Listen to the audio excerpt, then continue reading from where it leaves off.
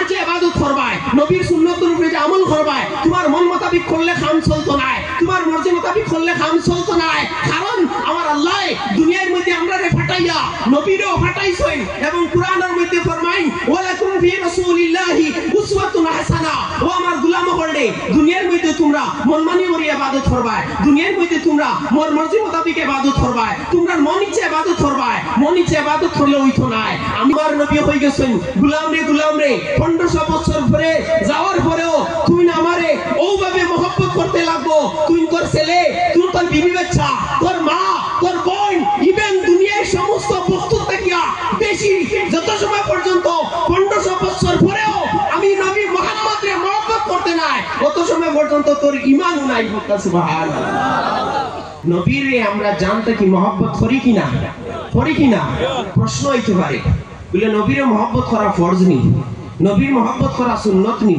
নবীর মহব্বত করা ওয়াজিব নি নবীর মহব্বত করা কি তার নফল কোনো ইবাদত নি আপনি যদি প্রশ্ন করেন আমি কইমু জি নবীর মহব্বত করা ফরজ হইতাম নাই নবীর মহব্বত ওয়াজিব হইতাম নাই নবীর মহব্বত সুন্নতে মুআক্কাদা হইতাম নাই নবীর মহব্বত সুন্নতে গায়রে মুআক্কাদা হইতাম নাই নবীর মহব্বত নফল হইতাম নাই তাহলে আপনি প্রশ্ন করবা তাহলে নবীর মহব্বত কি ফরজ নাই ওয়াজিব নাই সুন্নত নাই তাহলে কি আমি কইমু আপনার ফজরের নামাজ তখন না ফরজ হইব যখন আপনি ঈমানদার হইবা আপনার আসরের নামাজ তখন না ফরজ হইব যখন আপনি ঈমানদার হইবা আপনার নামাজ তখন না ওয়াজিব হইব যখন আপনি ঈমানদার হইবা আপনার নামাজ তখন না সুন্নত হইব যখন আপনি ঈমানদার হইবা আপনার ইবাদত তখন না নফল হইব যখন আপনি ঈমানদার হইবা তাহলে বুঝা গেল নামাজ ফরজ হইতে হইলে ইবাদত ওয়াজিব হইতে হইলে ইবাদত সুন্নত হইতে হইলে ঈমানের প্রয়োজন এবং ঈমান হইতে হইলে নবীর মহব্বত প্রয়োজন হতা সুবহানাল্লাহ নবীর মহব্বত ছাড়া আপনার ঈমান নাই কারণ আমার নবীও কই দিছেন লা ইউমিনু আহাদুকুম হাত্তা আকুনা আহাব্বা ইলাইহি মিন ওয়ালিদিহি ওয়া ওয়ালাদিহি ওয়ান নাসি আজমাইন আমার নবী কই গেছেন গোলাম রে 1500 বছর পরে যাওয়ার পরেও তুই আমারে ওভাবে মহব্বত করতে লাগবো তুই তোর ছেলে তুই তোর বিবি বাচ্চা তোর মা তোর বোন ইভেন দুনিয়ার সমস্ত বস্তু থেকে বেশি যত সময় পর্যন্ত 1500 বছর পরেও আমি নবী মুহাম্মদকে মহব্বত করতে নাই তত সময় পর্যন্ত তোর ঈমান নাই সুবহানাল্লাহ তার কারণে জানতা কি বেশি নবীর বালা খেতে পাই জানতা কি নবীর বালা খেতে পাই নবীর লাগি জান দিতে খেতে বাধ্য আছি তার কারণে একবার রাসূলের দাওয়াত করে নারে রিসালাত নারে রিসালাত লব্বাইক ইয়া রাসূলুল্লাহ লব্বাইক ইয়া রাসূলুল্লাহ তাহলে এটা সাবিত হয়ে গেল আমরা সবে আমরা জানতা কি বেশি নবীরে বালা পাই নানি আমরা সবে আমরার বাপরে বালা পাই নানি আমরার মারে বালা পাই নানি এখন যদি সে আপনার আব্বারে আপনি বালা পাই আব্বা যদি আপনারা কইন বাবারে তুমি বাজারটো বেশি যাইস না আপনি যদি কইন যাইমু তাহলে বালা পাওয়া হইল নি আপনার মা যদি কইন বাবারে বেশি আড্ডা দিস না আপনি যদি কইন দিমু তাহলে বালা পাওয়া হইল নি জি না তাহলে রুল হয়ে থাকলো যে যারে বালা পায় হে তারে ফলো করে যে যারে বালা পায় তার কথাও শুনে যে যারে বালা পায় তার আদর্শিত হয় যে যারে বালা পায় তার মাত কথাও তার বালা লাগে তার চলাফিরও বালা লাগে যে যারে বালা পায় হে জেলা মাঠে ওলা মাটিতে বালা পায় হে জেলা আঠে ওলা আটিতে বালা পায় হে জেলা কাপড় পিন্দে ওলা কাপড় পিন্দিতে বালা পায় হে জেলা চলাফিরা করে ওলা চলাফিরা করতেও বালা পায় কারণ ইন্নাল মুহিব্বা হইছে বেশক যে যারে বালা পায় হে তার ফরমা বরদার হইয়া থাকে তার কারণে আপনারা সাক্ষী দিছেন নবীর জানতা কিও বালা পাই তাহলে নবী যে তা হইয়া গেছেন তাও বালা পাইতে লাগবে না নি তাও বালা পাইতে লাগবে না নি জি এখন আইন না নবীরে হইয়া দেই না ইয়া রাসূলুল্লাহ আপনারারে আমরা বালা পাই এখন আপনি যেটা হইবা কত আমরার বালা লাগে ইয়া রাসূলুল্লাহ আপনি কিতা কইতরা তখন আমার নবী হাদিস শরীফের মধ্যে ফরমাইন আহাব্বা ইলাইয়া মিন দুনিয়াকুম সালাসিন ও আমার গোলাম হলদে ও আমার গোলাম হলদে ও আমার উম্মতি হলদে জানোনি তোমরা যে দুনিয়ার মধ্যে বাস করো যে দুনিয়ায় দম দৌলতের কারণে হারাম হারাম হালাল দেখো না, যে দুনিয়ায় দম দৌলতের কারণে বিবি বাচ্চারে খুশ রাখার কারণে হালাল হারামের মধ্যে তমিজ করো না, গুমরে হারাম করি লাও, টেনশনে মারা যাও, কিন্তু এই দুনিয়ায় ধরতে চাও। জানোনি এই তোমরা দুনিয়ার মধ্যে শুধুমাত্র তিনটা জিনিস আমার নবীর মহব্বতের হক্কা। সুবহানাল্লাহ। কয়টা জিনিস? বলে তিনটা জিনিস। প্রথম জিনিস কিতা? আল্লাহর নবী ফরমাইন আত-তাইবু, তোমরা দুনিয়ার মধ্যে প্রথম যে জিনিস আমি বালা পাই, আমি মুহাম্মদে যে বালা পাই, সেটা হইয়া তাহলে খুশবু। দুনিয়ার এই খুশবু যেটা, সুগন্ধি যেটা, এটা আমি বালা পাই।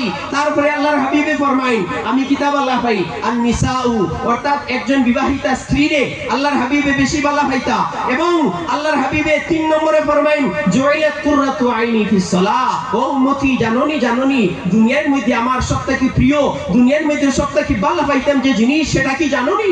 বলি ইয়া রাসূলুল্লাহ কিতা?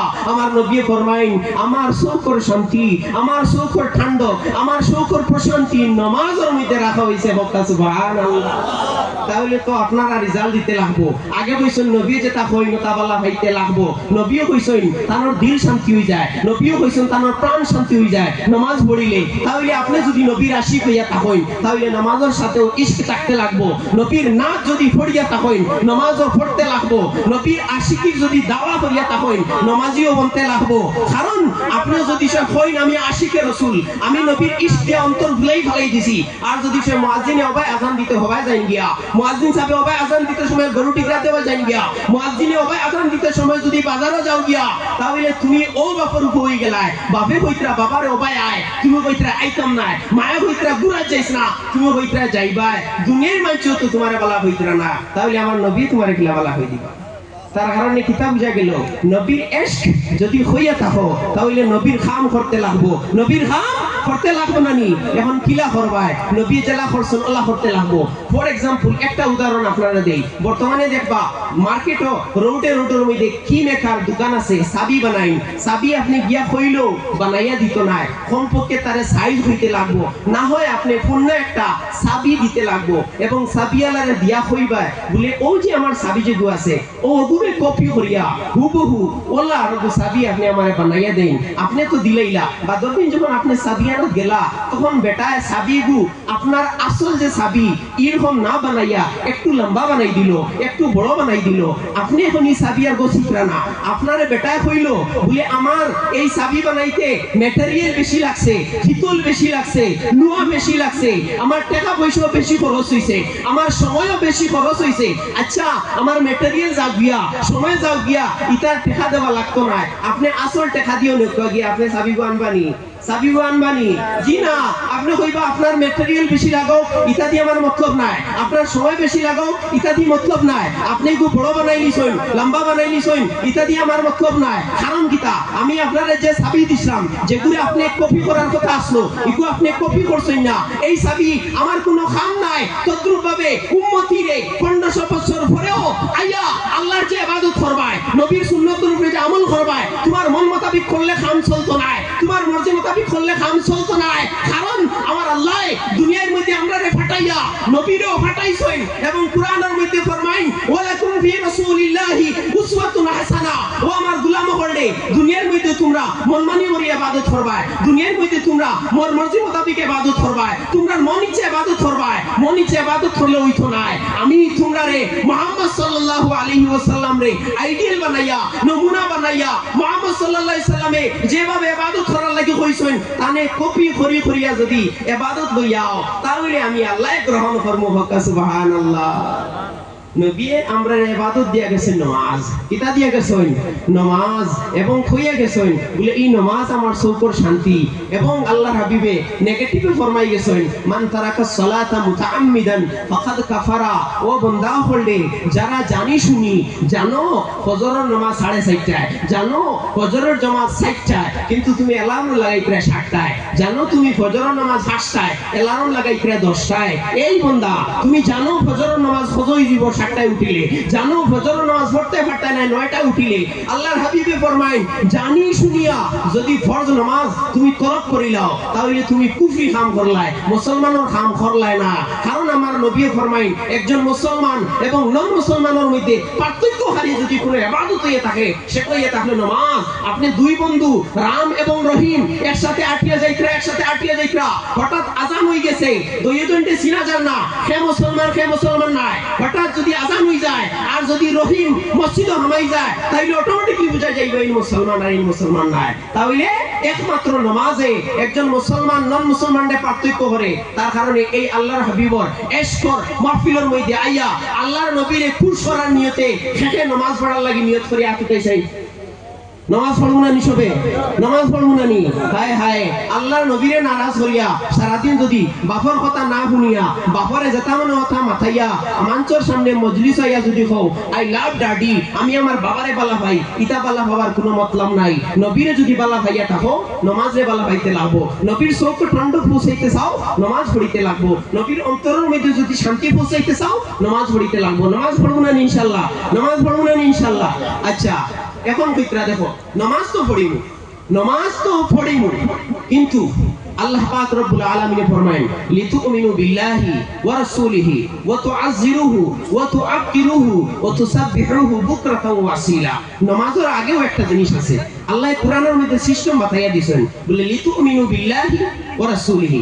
তোমরা কাম হইলো প্রথমে আল্লাহ রাসূলের উপরে ঈমান আনবাই। যখন তোমরা ঈমানদার আই গেছো, যখন আল্লাহ এবং আল্লাহ রাসূলের উপরে তোমার ঈমান আই গেছে, তখন আল্লাহ ডাইরেক্ট কইতে না বলে তোমরা ইবাদত করো, ডাইরেক্ট নামাজ পড়ার লাগে কইতে নাই। বুঝা গেল ঈমান আনার পরে ইবাদতের মাঝখানে আরেকটা জিনিস আছে, বলে ইগুগিতা আল্লাহ রাব্বুল আলামিন ফরমায় তুআযজিরুহু ওয়া তুআক্কিরুহু। তোমরা নামাজ পড়ার আগে ইবাদত করার আগে আমার নবীর মহব্বত অন্তরের মধ্যে পয়দা করতে লাগবো এবং ঈমান আনিয়া মহব্বতের সহিত নবীরে জান থাকিও বেশি পাল্লা হইয়া যখন নামাজ পড়িবাই ও নামাজ দিয়া কবুল হইব হোক সুবহানাল্লাহ। তাহলে আমরা খেটে নিয়ত করি আর 5 ওয়াক্ত নামাজ পড়বো ইনশাআল্লাহ। নামাজ পড়বো তো আজকে যদি এই হামসায়া এই এলাকা এত টাকা খরচ করিয়া কত দূরই থেকে মেহমান হল আনাইয়া মাহফিল করাইয়া যদি ফজরের নামাজি বাড়েন না তাহলে এই মাহফিল করা কোনো ফায়দা নাই, এই মাহফিলে কোনো কামিয়াব হইল না। কারণ যদি তুমি বিছনা থেকে উঠিয়া মসজিদে আইতে পারো না তাহলে খাইল খবর থেকে উঠিয়া জান্নাতে যেতে পারবানি। তার কারণে আজকে মসজিদ ও ফজরের জামাত পুরাপুরি হইব না ইনশাআল্লাহ, হইব না ইনশাআল্লাহ? ফজরের জামাত পড়িব তো ইনশাআল্লাহ। ইনশাআল্লাহ আল্লাহ রাব্বুল আলামিন আমাদের 5 ওয়াক্ত নামাজ পড়ার তৌফিক দান করুক সবাই, আল্লাহুম্মা আমিন। এখন মাহফিল আমরা আমন্ত্রিত অতিথি আইবার আগে একবার আমরা কিতা করি, মাহফিল গরম করিলাই এবং আল্লাহর নবীরে ইশকর জজবা জাহির করি দেখাইলাই। আমি এমন একটা নারা লাগাইমু, এই নারা লাগাইলে শয়তান দ্বারও কাছেও থাকে না এবং এই নারার মাধ্যমে আমরা হিন্দুস্তান আজাদ পর্যন্ত হয়ে গেছে হোক সুবহানাল্লাহ। গলা ফাটাইয়া নারা লাগাইব তো ইনশাআল্লাহ। নারে তাকবীর। এতজন আল্লাহর গোলাম হল কোন আল্লাহর দেওয়া দন আওয়াজ, আল্লাহর দেওয়া দন তোমার গলা, আল্লাহর দেওয়া দন দিয়ে তুমি ডরাইয়া হইল হইবনি। জোরে কই নারে তাকবীর, জোরে নারে তাকবীর। মাশাআল্লাহ। এখন একটা নারা লাগাইমু, এই নারা শুনলে যারা শয়তানের অনুসরণ করে, শয়তানের ছেলাফেরা যারা ইতা বহুত দূরই ভাগি যায়। গলা ফাটাইয়া নারা লাগাইমু, নারে রিসালাত। আল্লাহ রাসূল দে দাওয়াত দিতায়, আল্লাহর নবীর ওসিলায় গলা পাইছো, গলা গেলে যাইতো গিয়া সুজমাত গলা কইবা নারে রিসালাত।